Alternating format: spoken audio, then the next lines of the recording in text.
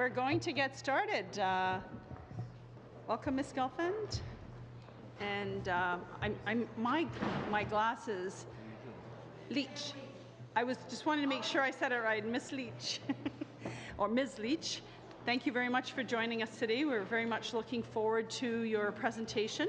I know we've had it on the agenda for a while to make sure that we had time with you, and you have a wonderful report in front, and so we're looking forward to hearing from you. I will turn the floor over to you because I know we have votes to be called. We want to hear from you before we get the bells starting ringing. Absolutely. Okay? Thank you so much. Madam Chair, thank you for this opportunity to present our collaborative report on climate change action in Canada, which was tabled in the House of Commons earlier this morning. Joining me is Kimberly Leach. She's the principal responsible for this project, and let me tell you, this project was complicated. We had auditors generals from across the country. We had auditors, staff, internal, external, and Kim did an absolutely fabulous job. I can't say enough about it. Congratulations to her in every way possible.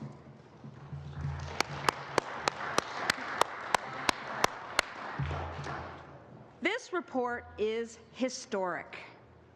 It is the first time, this is the first time that so many auditors generals in Canada have partnered together to assess any issue, and this issue of such national magnitude. Over the last 18 months, each participating provincial office completed an audit of climate change and reported its findings to its legislature. And as you know, I did the same at the federal level, delivering my report to Parliament last fall. The Auditor General of Canada, in his capacity of auditor to the 3 territorial governments, also provided a climate change report to the legislative assemblies of the Yukon, Northwest Territories, and Nunavut. This is why this report is so historic. I'd like to present to you this morning the key points we've raised in this collaborative summary report of all the audits that have been done across the country. So first, the good news. The findings from the federal, provincial, and territorial climate change audits confirm that Canada's governments are working on climate change. All governments have agreed that climate change is an important issue and have committed to taking significant action. So Canada is out of the starting gate. Mais il y a des moins bonnes nouvelles. But there are news that are less good. We still have a great deal of work to do. Audits on climate change have shown that overall, no government in Canada has met all its climate change commitments. Most who have set greenhouse gas reduction targets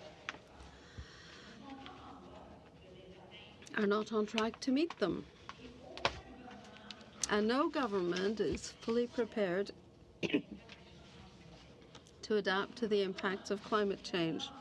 In other words, Canada still has a long way to go. As I said, most governments are not on track to help meet their targets to reduce greenhouse gas emissions. 7 governments had not set an overall reduction target for 2020.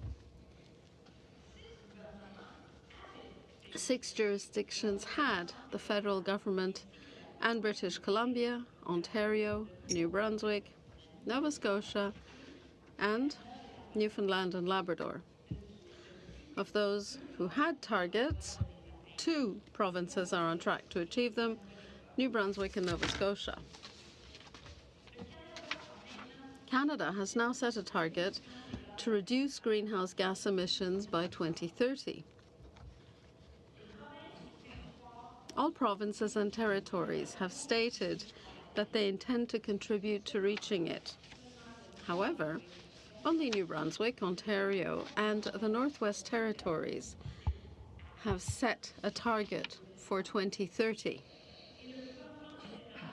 And the federal government did not yet know how it would measure each territory and province's contribution to reaching this new national target. provinces and territories had developed high-level strategies to reduce emissions, but they lacked detailed timelines, implementation plans, and cost estimates. In addition, many governments did not know if their planned actions would be enough to meet their emission reduction targets, or they already knew that their planned actions would fall short. For example, British Columbia issued a climate leadership plan in 2016, which outlined the government's planned actions to reduce emissions. But the plan did not build a clear and measurable pathway to meeting the targets, and was missing a clear schedule or detailed information about implementing the mitigation plan.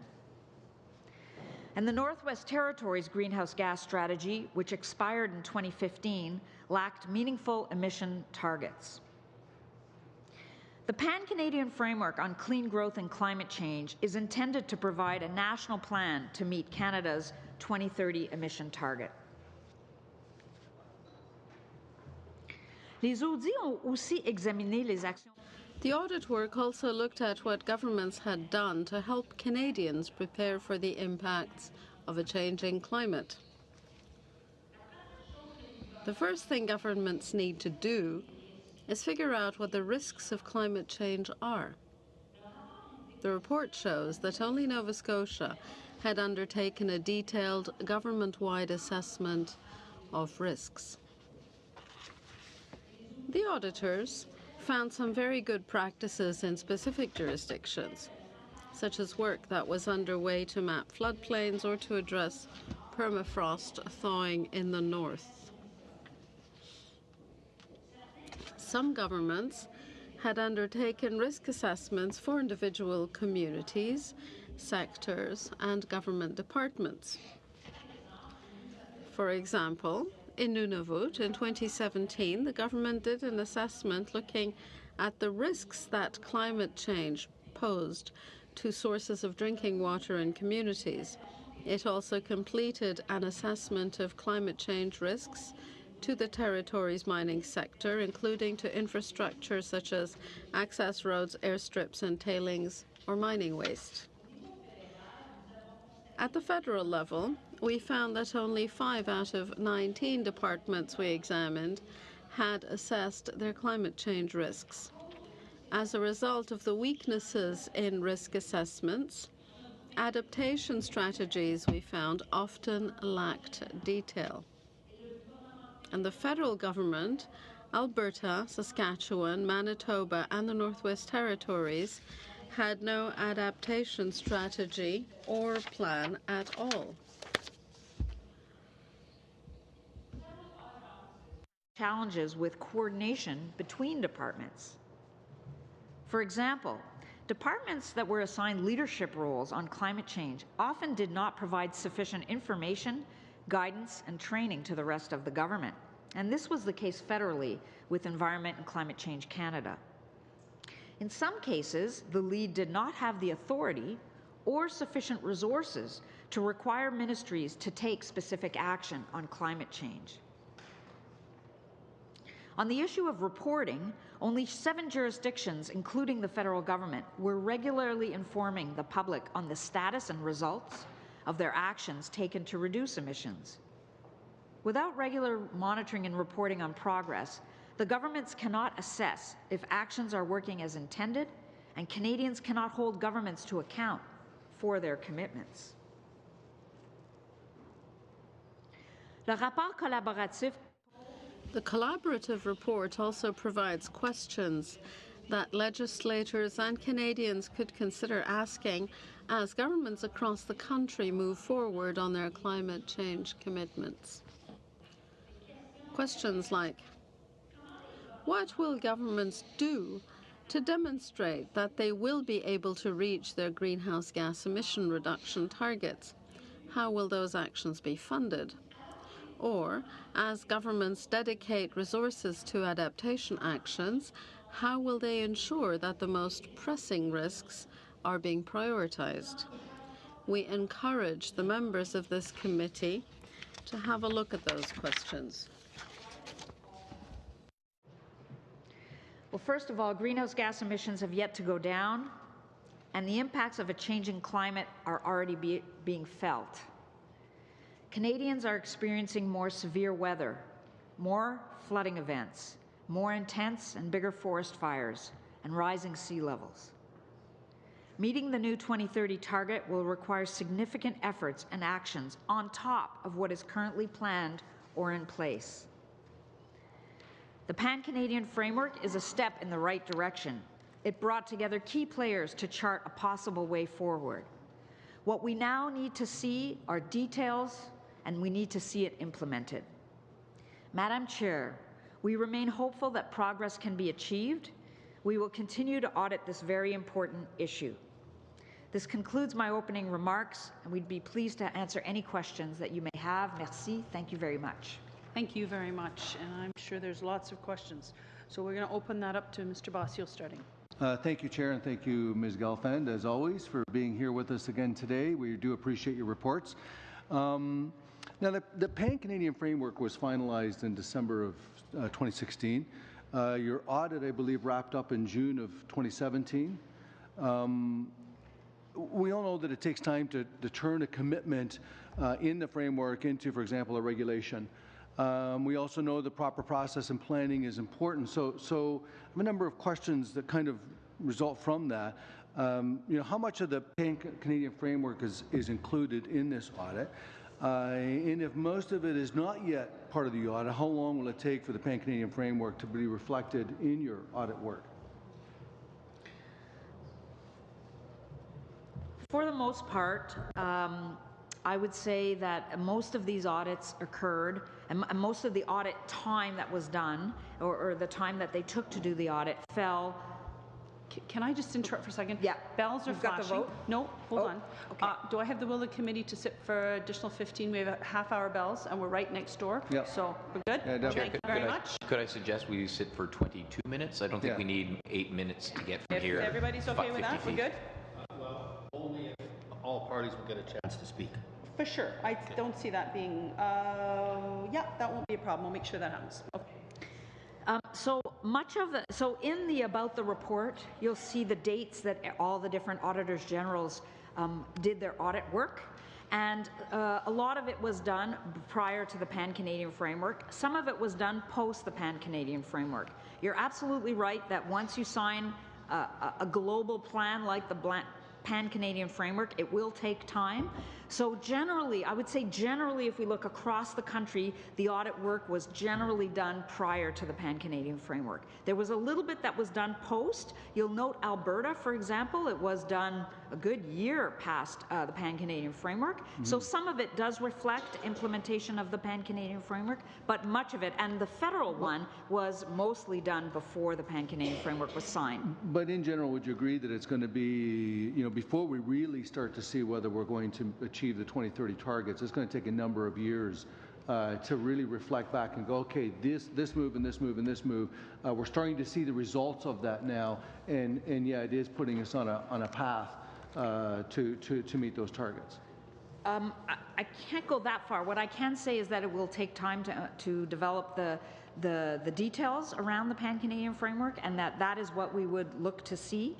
We obviously have 12 years to reach the 2030 target, but from an auditor's perspective, what we'd like to see are the detailed action plans. How is the Pan-Canadian Framework going to be implemented? And we've provided you some questions for that. And so, I just to further on that, there is no, I think you'll agree that there is no one silver bullet that's going to solve the climate change problem. And given, the investments that we're making around public transit, innovation, green technology, infrastructure in general around, in particular water and wastewater, the 1.3 billion into protected spaces. Do you not think that every one of these actions combined are taking us in the right direction to start to see within hopefully a 3 to 5 year time frame an impact from those kinds of investments? So what I would say is that dealing with the issue of climate change is clearly complicated. There is no one action that's going to change everything. I, at this point, cannot give you that assurance that we're heading in the right direction. I'd have to audit the activities that have happened since the Pan-Canadian Framework, and I haven't done that yet. You did ask when will you see it come back in our audit work, and I can assure you that we will continue to audit climate change action at the federal level. Now, with this historic report being done at the provincial and territorial level, I'm hoping that this will continue as well. Outstanding. No, thank you very much. How much time do I have left? Got just under 2 minutes. I know that I said to Ms. May that I would pass my time over to her. Yeah, please, go ahead.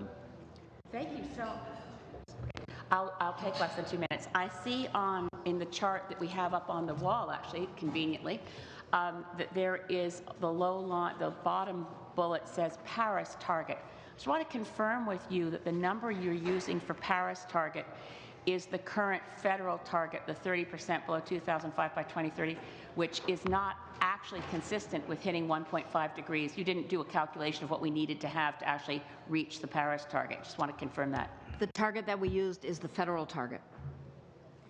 And my other point, quickly, is I was surprised to see that so few federal departments had actually assessed risks within their portfolios. I think this puts us quite far behind the United States and their General Accounting Office, which has assessed risks across all departments within the U.S. government. Could you comment on that at all? I can't comment on the U.S. situation, but I would say I was surprised at how few departments had done full comprehensive assessments of climate change risks in terms of their mandate and their provision of services to Canadians. We found that only 5 out of the 19 departments had done that, which leaves you with 14 federal departments who had not done that work. That was a little bit of a surprise for us as well. I'll stop there in the interest of time. We'll all speed up a bit. Mr. Stupak. Thank you, Madam Chair. Again, I think that the Made in Manitoba Climate Change and Green Plan was done after your report, but I would recommend you have a look at it because it's probably the most comprehensive response to climate change in Canada. And what I like about that particular plan, it has a lot of on-the-ground programming built in. I think Mr. Bossio alluded to the importance of on-the-ground programming in terms of things like carbon sequestration, land management, and so on. That was just a comment. On page 6, you talked about carbon pricing as the economic mechanism intended to reduce greenhouse gas emissions. So my assumption is that either a cap-and-trade system or a carbon tax is something that you're generally supportive of? It's not for me to be supportive or not of that. What we're providing you is information on what governments have done in order to put a price on carbon, and there are 2 different systems. Right. Well, I still take it to mean you're probably supportive of a price on carbon. But so my question is, and I asked the Environment Minister this, and was very disappointed in the answer that I didn't get. Under the $50 carbon tax being proposed by this government, and given that your report is all about measure, how are we doing, how quickly are we getting there? Well, the there is a number. And so what I'm looking for are numbers. And so far I'm not getting them. So under the $50 carbon tax, can you give us the number by which how much greenhouse gas emissions in Canada will be reduced when a $50 carbon tax is implemented across Canada? I think that's a wonderful question. We have not turned our attention to that. It could potentially be something that we could look at in our next audits on this issue. So we have not looked at that at this time. Well, it seems like nobody has, and again, this is casting no aspersions on you or your office. Given the role you play, you basically analyze what you're given, and that's the role of your office. But the fact that there's no number attached to what carbon pricing will result in terms of reduced emissions, I find it absolutely shocking. In my own career in environmental management, it's a truism that every environmental action or decision should have a measurable environmental result that you can look at and count. And in this particular case, in terms of a carbon tax, a carbon price, in terms of an actual number, in terms of reduced emissions, we don't seem to have it, which I find absolutely astonishing. I will now turn the rest of my time over to Monsieur Gaudin. Can I just say something, Mr. Sopak? We did find that across the country that many of the actions we were not aware of how many greenhouse gas emissions were associated with all of the actions. So your comment is something that we found across the country. Okay, thank you, Mr. Gaudin. Madame la Présidente. 2 minutes. Just under 3 minutes. Okay. Merci, Madame la Commissaire. Thank you. It's always a pleasure to meet you, Ms. Gelfand. You can understand that we read the report very quickly. We skimmed through it, but I'm disappointed not to see that all provinces and territories are reflected there. That discredits it to some extent. I'm a member from the province of Quebec. Why did Quebec not take part in the research and in the report? Quebec was a partner throughout the project. The work behind the scenes, Quebec was certainly involved in all the work of developing questions, teamwork, everything that Kim did behind the scenes. Quebec was there. But the Auditor General of Quebec decided not to do any new audits because her office had already conducted audits on climate change. For more information, we really have to ask the Auditor General of Quebec. They were partners throughout the process, but not participants. So when you talk about all of Canada, you have the data from all territories and provinces, and we can rely on the figures there, even if some provinces and territories were not as involved as others. Quebec was the only province, the only region not to take part. Regarding participation by departments, you said, Commissioner, that 5 of the 19 departments in Canada had done risk assessments of climate change repercussions. That means 63% of federal departments did not do the work they had to do. 14 out of 19, correct. They did not comprehensively assess climate change-related risks. It's 14 out of 19. Oh, I calculated 12 out of 19, so this is even higher. It's very disappointing to see that federal departments are not involved, not aware. You know what I always say. I find it unfortunate that departments react once a report is tabled, but when it isn't, they don't do anything. This keeps happening, and I'm going to work ceaselessly to get the message across and make departments responsible and accountable so that they are taking responsibility for their decisions or non-decisions. You also said that Canada has a great deal of work to do. Now, here's the question. Are we on the right track? Well, at the end of my speech, I said that we had established the Pan-Canadian framework on clean growth and climate change. That's one of the best plans on climate change we've ever had. It involves all minister departments, provinces and territories.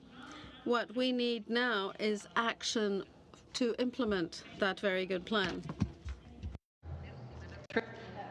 Terrific to have you here again, Commissioner, and thank you, Madame Leach. What a task. This is historic. We appreciate the effort.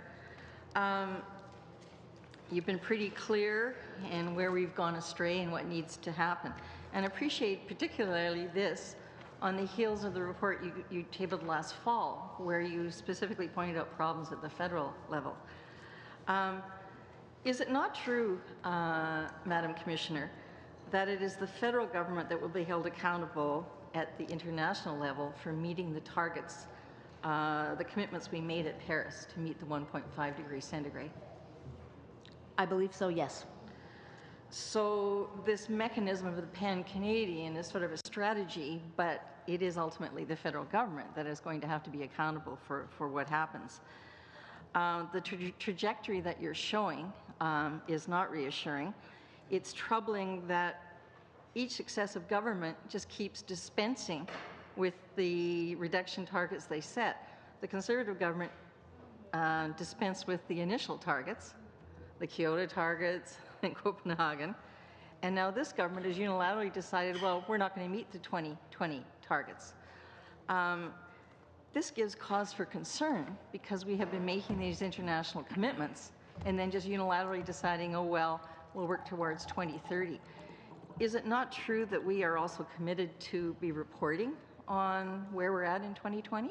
It is my understanding that yes, we are to report on where we are at 2020. In our audit that we tabled in the fall, we indicated clearly that the Government of Canada seemed to no longer be talking about 2020 and only talking about the 2030 target, which we indicated was pushing the ball further along the path, and the target was actually more difficult. It'll be more difficult to reach 500 and odd megatons than it was to reach the 2020 target. Thank you. I'm deeply concerned that the targets are not also reflecting the actual emissions being emitted. And I give by way of example concerns that are being addressed by a lot of technically qualified people that the methane emissions are being grossly underreported. And so it may well be that in those jurisdictions where we have substantial methane emissions additionally, particularly from the oil and gas sector, that the emissions actually are going to be substantially greater than what is reported that we are going to reduce.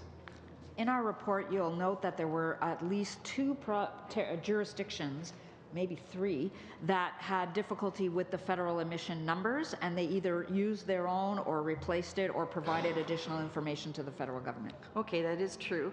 I know that Alberta has said they'll reduce, I think, 40% or something of methane, but it's well known that that's based on underreporting and not even actually monitoring yet. You raised last fall a really important matter, and that goes to the overall your issue about accountability. I and a number of people in Canada have been following what the UK and Germany have done. And the United Kingdom actually enacted in law their targets. I think every 5 years they set another percentage reduction target. And they have established, headed by a former Edmontonian, an independent commission that actually advises on how to meet the next round of targets and then audits and publicly reports. Would you want to speak to that about whether or not that kind of a mechanism at the federal level might actually help us better track what is going on at the federal and then additionally provincial territorial? So I believe you're correct about everything you said about the UK. We found that some provinces had enacted in law their targets, and New Brunswick Auditor General actually made that recommendation that the targets for New Brunswick should be enacted in law. I believe it would be the job of parliamentarians to make that call, whether or not we need a commission and what it could do. So that's a job for parliamentarians to do. Okay, thank you.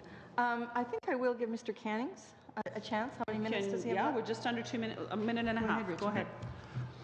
Well, this may be beyond your remit, so my apologies if it is, but I'm just listening to the conversation here about the Pan-Canadian framework. You mentioned that it was one of the best plans we've had, and yet it's a difficult thing in a federation, sort of herding cats, when you have federal goals, and then a lot of that is put off on the provinces. I'm just wondering if you could comment. I don't want you to get into policy or anything, but if you could comment broadly on areas where the federal government would have been best to tackle those types of reductions, those actions, rather than put it onto the provinces. And I'm thinking one example comes to my mind is the eco-energy retrofit program that was so successful here federally, and yet it was passed off to the provinces where only a couple of provinces have picked it up.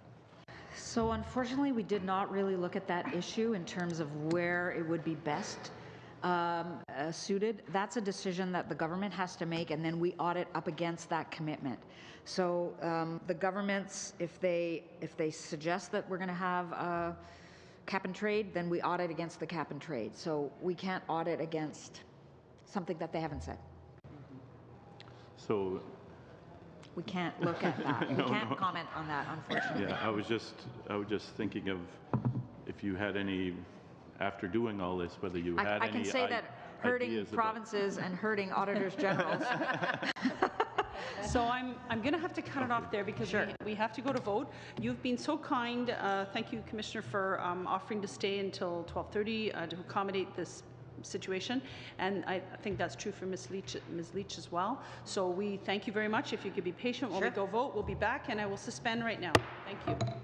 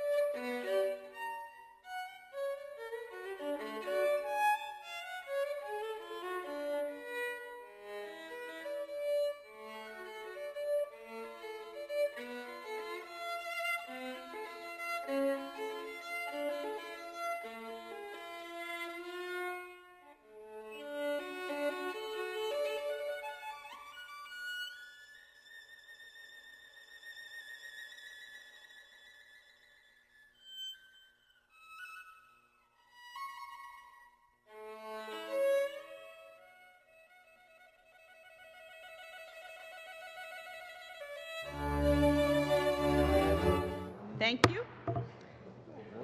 And we're back to questioning, and the next up was Mr. Amos. Thank you. Thank you, Madam Chair. Thank you to Ms. Leach and Commissioner Gelfand. It's very appreciated, all of the work that has gone into this. I can only imagine what a Herculean task it was to bring together so many provincial and territorial auditors. I'd like to ask what future there is for more collaboration. It seems to me that this is a fabulous development in accountability and auditing for the country.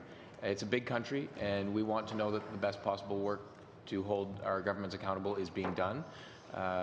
It would appear that this is, this is really groundbreaking stuff, and so I'd love to know what can be done to push the envelope further. So I put that to you now.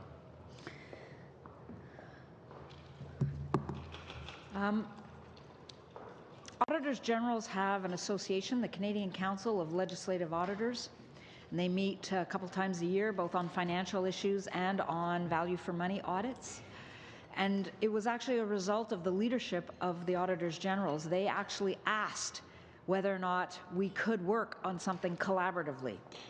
I don't think anybody expected that we'd get everybody in the tent on such a big piece of work on climate change. I think that encouraging Auditors Generals to do more collaboration is something that parliamentarians can do. And it would require us thinking of new ways of doing things. We aren't actually resourced in that way properly to do more collaboration, but I think it is the way of the future. Auditors Generals are discussing this, and we particularly in the area of environment and sustainable development, see many opportunities to do collaborative work. But there could also be collaborative work done on other files, Aboriginal peoples, for example, healthcare. There's a lot of work that could be done collaboratively, and so it's really over to the Auditors Generals, who are all independent agents of Parliament, to make that call. Thank you for that response, and I will simply seize the opportunity then to encourage your office to pursue every avenue for future collaboration, and consider this a call out to Auditors General across the country. Thank you for your work, and please continue to find more and more ways to collaborate. I think that's a great direction. Thank you. I'd like to go very quickly, because I have a third question to ask, but around the participation of Quebec. I've read the footnotes. I appreciate the rationale underpinning their non-participation in this particular opportunity, but are you optimistic that there will be future opportunities for collaboration with Quebec, and that there is an openness on the part of the Quebec Auditors General and the Commissioner to participate? Really, you need to ask the Auditor General of Quebec about that. It's very difficult for me to answer that question. What I can say is they participated as a partner. They were doing all the background work with us to figure out what were the common questions, how are we going to do this. We talked about their cap and trade program. They contributed that to the project. It seemed very clear that in this case, doing an audit on climate was not good timing for them, but that the question about whether or not they're open to do other work, really you need to ask them. Okay. And in terms of the future opportunities for the Commissioner's office to engage in that auditing function at an international level, it strikes me that there is an entire international community of auditors, of environmental commissioners, if you will. I'm sure they all have different names in different countries. But many, I presume, are working on issues related to climate change, and I wonder if you could describe for me what is the nature of the collaboration that is ongoing, and whether or not there are opportunities for further engagement of yourselves as our Canadian institution, but also for your colleagues internationally to work in the context of the Conference of the Parties in these international settings where climate is being considered. Well, there's one thing that you might be very interested in. First of all, let me tell you that Canada, Commissioner of the Environment and Sustainable Development, it is the only Commissioner of Environment and Sustainable Development that is located in the Office of an Auditor General. Canada and Quebec. There are other Commissioners of Environment and Sustainable Development, but they are separate agents of Parliament, or they're called Ombudsman for Future Generations, or Ombudsman for Children, etc. So Canada is actually the only country where the Commissioner of Environment and Sustainable Development is in an Auditor General's office. Auditors Generals, however, are collaborating, and you'll hear about this more in September, in a month, in April, when I table my report on Sustainable Development Goals. The Auditors Generals around the world are collaborating on looking at the SDGs and how well governments are prepared to implement the Sustainable Development Goals. They're going to be starting to look around the world at auditing specific SDG targets. They're going to look also at their role in SDG 16, to prevent corruption. Auditors Generals play a big role in that. So we're looking at a global level at the SDGs and our role in it. And finally, our engagement in the work in Conference of the Parties. Right now, we see that as government work, and we don't see right now a role for us. But you could always change that. I guess that would be up to Parliament. Thank you. Thank you very much, Monsieur Godin. Thank you, Madam Chair. I wasn't ready, but I do have questions for the Commissioner. I'd like to come back to Quebec. A few moments ago, you spoke, well, I'll try to find the page in the report. You said that 12 provinces and territories, well, but you said you didn't have the Quebec data, though they participated in part. That means we don't have a real picture. I am quickly, well, what I can say was that they were partners, but they did not conduct any new audits on climate change. It wasn't a good time for them. They had they had conducted audits already. If so, couldn't they have given you the data? They can't give us data that are too old. It's their decision. Every Auditor General is an independent officer of Parliament, and they decide how to take part. I understand their decision. I find it unfortunate that a Canada-wide report does not include Quebec. The data could have been both complementary and interesting and would have given a genuine picture of the situation. That means there's some doubt about how realistic these data are. I know that you're very conscientious, but if you don't have data from a province that represents 23% of the population and maybe almost a quarter of the country in terms of land, well, on document on 6, you state that the federal government has begun achieving projects under the Canadian Framework on Clean Growth and Climate Change. Has begun to implement. What does that mean? It's very broad. What does that mean exactly? Startup? What I understand is that some things are starting up.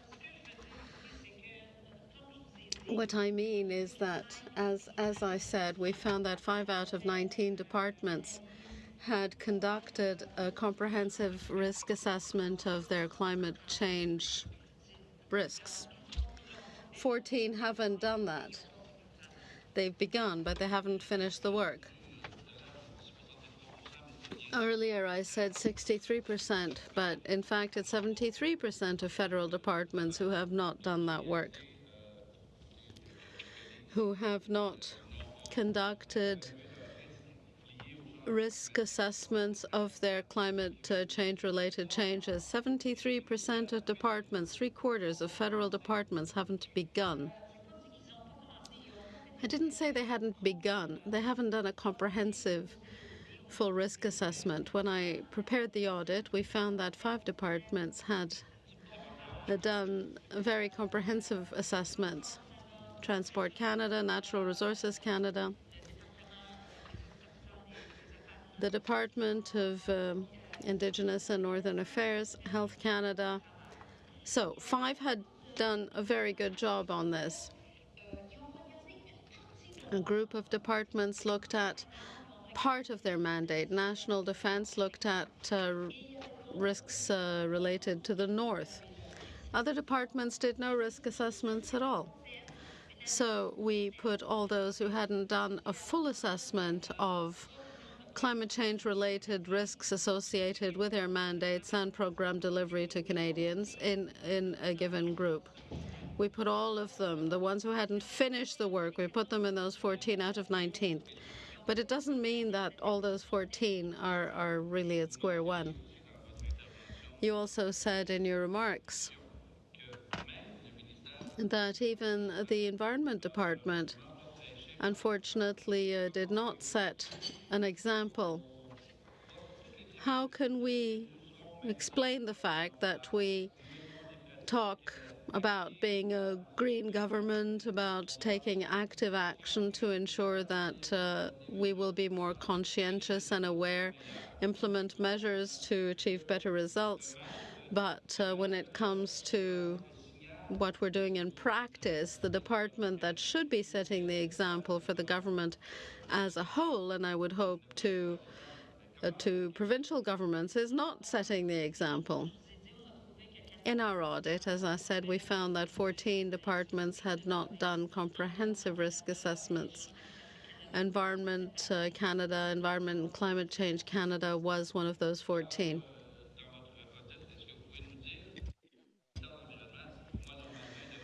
I believe the Environment Department should have been one of the 5 who did, because it should have set the example. Where was it almost one of the 5, or was it at the back of the pack?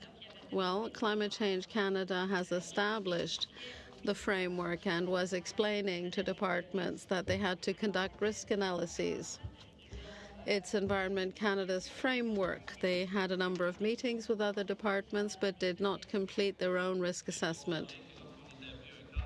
Well, when you are asking other departments to comply with a framework, you should set the example. That up at the next questioning. You're welcome. Mr. Fisher. Thank you very much, Madam Chair. Thank you, Commissioner, for being here. Ms. Leach, thank you very much. It is great to get this update from the provincial governments and the territorial governments that were participating in this. And I do agree this is historic. I was really impressed when you passed along the credit for this report to Ms. Leach. I think that shows that I found that very impressive. So thank you for that. That and are her behind team, exactly.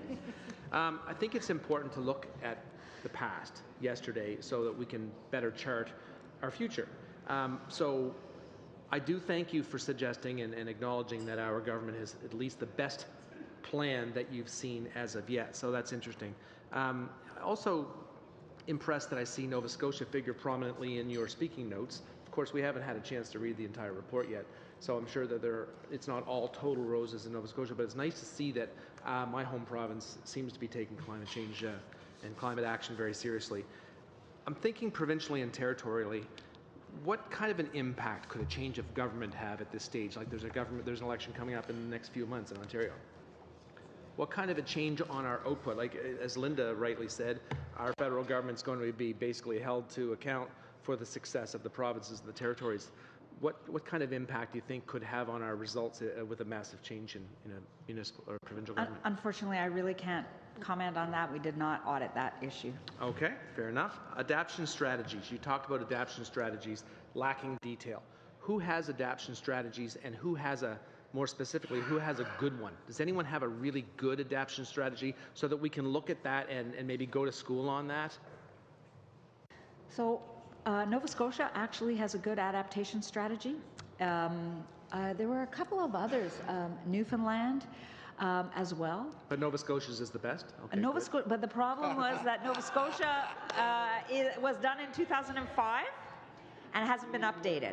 So, but yes, and some of the provinces we found that they had adaptation strategies, and actually they had implemented many of the actions in those adaptation strategies. So when I started my opening remarks by saying Canadian governments are taking action, some of them are taking really good action. Perfect. You said the federal government was regularly informing the public on the status and results of their actions taken to reduce emissions. How do we do that? Do we do that through social media? Do we just post it on our website? How are we engaging the rest of the country to let them know what our status updates are? We have to report internationally, and that is how we're reporting on our, that's how the federal government is reporting, is through our international commitments. So is there a communications program, is there set up so that we would be reaching out to Canadians to let them know our success? That I can't answer. You'd have to ask the department. Okay, good. I'm not sure how much. Minutes. You're doing good. 3 minutes. I'll make a comment first of all. I think we're making huge progress. We've invested in energy-saving technology, carbon pollution. We're putting a price on carbon pollution, phasing out coal-fired electricity. Unfortunately, I know Nova Scotia's maybe going to be dragging a little bit behind in that, but investing nearly $2 billion to reduce carbon pollution and support a low-carbon economy. We are making huge progress, but this is a huge challenge. So it's great to see you point out the fact that there's still lots of work to do. But I'm glad to hear that we're moving in the right direction. If there are any members that have, if there are any members on the Liberal side first that would like 2 minutes, if not, I'm happy to pass my time on to Ms. May. Go ahead, Ms. May. Auction, going, gone. Okay, very quick question, because I know there's a temptation to politicize your audit, and I've heard it said a couple of times at the table that you'd said the current plan is the best plan we've ever had. And I wanted to ask if you'd audited the 2005 plan that was put forward when Stéphane Dion was Environment Minister, and if you'd compared this 2005 plan to the current Pan-Canadian framework. So when I have indicated publicly in the past that this is one of the best plans we've ever seen. And the reason that I say this is because it was developed with the provinces and territories and in collaboration. So we have not, I'm sure Kim has audited in the past all of our plans, but the fact that it was done collaboratively with the provinces and territories is what gives us the confidence to say it's one of the best ones. Normally an auditor would look at a plan and say, it's only good if it has who is going to do what, when, and how much is it going to cost.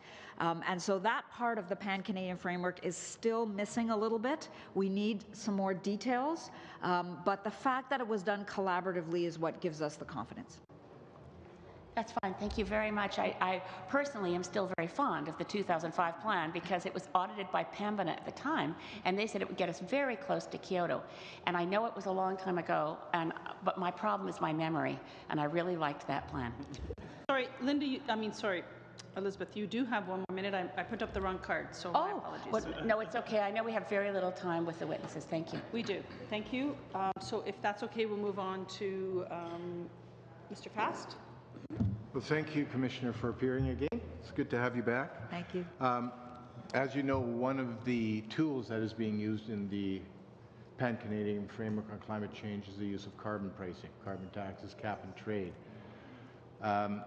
We had the minister at committee very recently, in fact, at our last meeting, and despite efforts to secure from her an admission that a greenhouse gas emission gap exists, she was not prepared to admit that. Are you able to say whether Canada presently has a gap between its targets from the Paris Agreement and the trajectory on which our greenhouse gas reductions are presently moving? I would say it's quite clear from the information that the government has provided that even if everything in the Pan-Canadian framework is implemented, there will still be a gap to achieve the target, yes. Somewhere in the order of 66 megatons? Yeah, I was going to say 50 to 60 megatons in that zone, yes. Well, now, the federal government has indicated that they haven't added in a series of other activities, but right now, in terms of what we receive in terms of information, it's quite clear that there still is a gap. Okay, that's very helpful. Now, with respect to a carbon tax, some provinces have a carbon tax, some have got cap and trade, some don't have any carbon pricing. We also asked the minister at the last meeting, could she tell us by how much a $50 per ton carbon price, once fully implemented across Canada, would have on greenhouse gas emissions? She was either unable or unwilling to say. In your work with the provinces in auditing progress under the federal government's climate change plan, have you been able to identify whether any work has been done within any government in Canada on how much a carbon price will lead to emissions? I'll start to answer that, and maybe Kim will add to this. What I can say is that a general comment that we found across all of these plans were that governments were having a hard time figuring out action A will lead to how many greenhouse gas emissions, action B will lead to how many. So they were having difficulty just generally, not on any one tool, but almost on all the tools, identifying clearly what the contributions would be. We were we've heard about the concern about, so let's say action A actually interferes with action B and might have a negative impact on action B. So what I might term policy coherence. Are all the actions actually coherent? It wasn't clear that governments had done enough analysis to achieve that. Just on the point of, is there a government you can look to who has done that sort of modeling and has that sort of answer? I would just point out that in the text box that we have in Exhibit 1 on carbon price, we do mention that the government of British Columbia had committed to increasing its carbon tax to $50 a tonne by 2021. We don't talk about the greenhouse gases that will be reduced by that, but it may be that that government has done that modeling. All right, that's very interesting that you would mention my home province of British Columbia. We were just talking about Nova Scotia, now we'll talk about British Columbia. We talk about all the provinces in our report. Yes, I'm glad you're working with all the provinces, because this is a national strategy. If we don't get it right, we could pay a big economic price and a big environmental price, which is why I'm glad you're here. In British Columbia, of course, the carbon tax was introduced with a very clear understanding that it was going to be revenue neutral. Every dollar raised on the carbon tax would be returned to taxpayers, either corporate taxpayers, business taxpayers, or individual taxpayers. The recent election of an NDP government in British Columbia changed all that. They eliminated the revenue neutrality and jacked up the tax by another $5, which of course means that this has now become a cash cow for the government of British Columbia. And that has been my fear all along, that governments across Canada, but more specifically the federal government, has not done the analysis to understand how much a $50 per ton carbon price will actually reduce greenhouse gas emissions.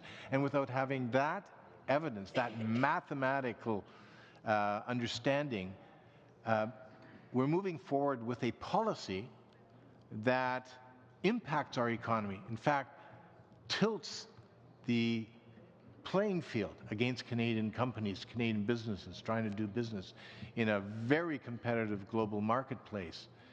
In your work with the provinces, is there anybody that actually has done the work of determining what emissions reductions we can expect for the carbon price that the federal government expects Canadians to pay? So I believe we've answered that question by saying we don't have that information. We know that the provinces and the federal government were having difficulty assigning how much greenhouse gas reductions would occur for each of their individual activities. I was going to say, though, between 1:30 and 3 o'clock, we are holding a webinar, public webinar. The Auditor General of British Columbia and Nova Scotia, where did he go, will both be on that webinar, along with the principal who was responsible for the Northwest Territories. So if your staff would like to participate, we could ask the Auditor General directly of British Columbia whether or not they have that analysis. It's probably a good idea. Thank you. Thank you very much. Next up is Mr. Rogers. just a couple of questions, because many of the questions that I was going to ask have already been, I won't repeat those. But I was looking at the section in your presentation on page 10 when you talked about greenhouse gas emissions have yet to go down. I was surprised to hear that, because when we visited the West just a couple of weeks ago, and heard from many groups in Alberta and from the Globe Forum about things that are going on, innovative things to control greenhouse gas emissions, carbon capture, and all that stuff. Surprising that there hasn't been some reduction. And when I look at the comments, of course, about climate change, I think that's pretty obvious across the country. All the issues we've had in different parts of the country with floods and fires and all that stuff. So, and you're saying meeting the 2030 target will require significant effort and actions on top of what is currently planned or in place. So I'm left wondering, what specific actions would you recommend or suggest to the federal government? Is it more financial resources, more human resources, legislative action? What's required to accomplish that objective? Again, my role is to be an auditor, which is to audit against what the federal government says it's going to do. So it's not my role to provide you with advice on what the federal government should do on this issue. What I can say is, as an auditor, we look to the Pan-Canadian framework, and we expect, when we audit that framework, that we will see implementation plans that are clear, with clear accountabilities and clear allocation of resources to be able to implement that plan. It is also clear from the information from the federal government that there still is a gap, and I understand that the government has a series of other activities that were not included in the Pan-Canadian framework that they indicate will contribute, things like transit and all the other investments, but we haven't seen that we haven't audited that, and so when I come back in 2020 or 2021 and we've audited the beginnings of the Pan-Canadian framework, we'll be able to give you more information. Thank you very much for that. I'm just happy to see that you mentioned my own province as well on a couple of occasions. And we're happy to see that some things are happening, of course, that will get us to the targets that we want to get to by 2020 or 2030. I realize that the targets are not being met from your perspective at this point. So that's why I was asking the question, is what specifically we need to do, I guess, as parliamentarians, legislators, and governments, federal, provincial, to get us to that level. So one of the things that you can do, that is something that this committee can do, and I know it does already, we have a section called Moving Forward, and it's a series of questions that all legislators can ask of their government. So it's on page 25 and 26.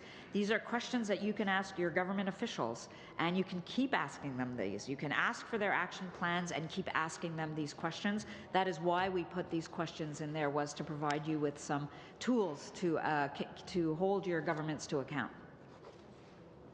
Perfect. Now we're getting somewhere. Thank you very much for that, Madam Speaker. I've concluded my remarks. Okay, so I know you said you wanted to go at 12:30. We have one more to be a full round. If we could have Ms. Duncan. Thank you very much. I am a federal member of Parliament, and therefore my questions to you will be to do with my mandate to hold the federal government accountable. When I look at your report, as usual, fabulous, detailed, helpful report, you note a lot of concerns with the failure by the federal government. Few federal departments, agencies have assessed or acted on climate change risks. Environment Canada did not develop an adaptation action plan. Environment Canada did not provide adequate leadership and guidance to other federal organizations to adapt adaptation plans. The government did not consistently report publicly on the results of implementing its regs. I would add there, the federal government has yet to implement its regs, either on the carbon tax, methane, or the stepped-up agenda for shutting down coal-fired. And the government did not clearly indicate how it would measure, monitor, and report on provincial and territorial contributions to Canada's 2030 target. You reported many of these similar issues last fall. You've reported these in your previous report on adaptation and so forth. Do you have confidence in their response to you that more will be coming?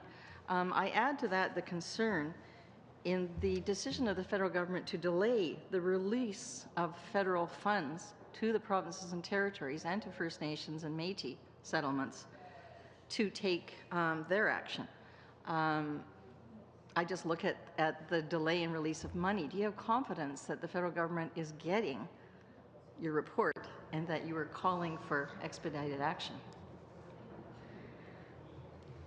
So as you know, Ms. Duncan, my role is to audit the government on its actions. And you have clearly outlined some of the concerns that we've raised. We've made recommendations to the government on all these issues. They have accepted our recommendations. So the role that I can play is to follow up audit. The role that this committee can play is to bring the government to this table and ask them those questions. We have been auditing climate change for a decade at least, if not more, and we will continue to audit this subject. Yeah, it's not very reassuring. I mean, clearly, as you stated, Commissioner, it is the federal government that's going to have the responsibility to hold Canada accountable for delivering. Most of these reports are based on the Copenhagen targets, but I do notice in the declaration that everybody's committed to the Paris targets as well. So can I presume that your next audit will include looking to that as well? Yeah, in our last audit, we did look at 2020 and 2030, both targets. So we will continue to audit against the 2030 target. What we found when we looked across the country was that there were only 3 or 4 jurisdictions that actually had 2030 targets. As well, what I didn't say in my opening statement is that some of these targets are based on different baseline years. And there's one other big issue on targets.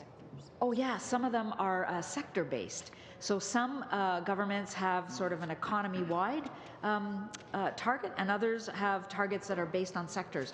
So the concern as an auditor is we're all aiming at the same target, but we're not sure that everybody's aiming at that same target. So the value of this is to see that in black and white and to encourage auditors generals to do this again after my mandate is over, do another collaborative audit in 2023, 2024, and then maybe another one in 2027 as we aim towards 2030. I think that would be a wonderful piece of work. Thank you. I just want to thank you, Commissioner Gelfand and Ms. Leach, for taking the time to come and present this to us. It's really nice to see the government saw the importance of a partnership with the provinces and territories in terms of trying to meet the target and going about that work, and that you've reflected on that and you've done it at the audit level, which is fantastic, really appreciated. And you've given us a lot of good work to reflect on what needs to be done. It is a challenge because it isn't all within our mandate. It's within working with others who have different mandates to make this very important goal for Canada. So thank you for all that you've done. Thank you for taking the initiative and going outside of the box and doing it different. We really appreciate it. Thanks for your suggestions on what we can do to hold government's feet to the fire. And thank you for accommodating all the back and forth this morning with votes. Thank you very much, and you're most welcome. Take care. I will suspend, and then we'll be back in a few minutes.